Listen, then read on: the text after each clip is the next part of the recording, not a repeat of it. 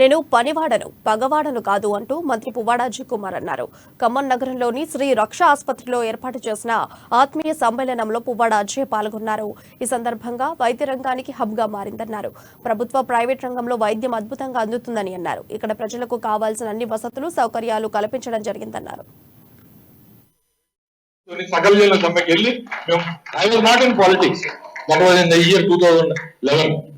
October జరిగింది.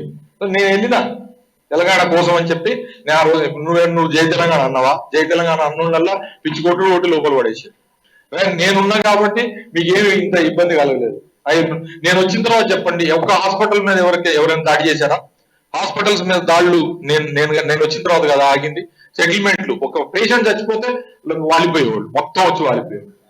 ఆ వ్యవస్థను నేను నిర్మూలించిన. సమస్య లేదు ఇక్కడ జరగకూడదని చెప్పి, దానికోసం అని చెప్పి పోలీసు పనిచేయాలి.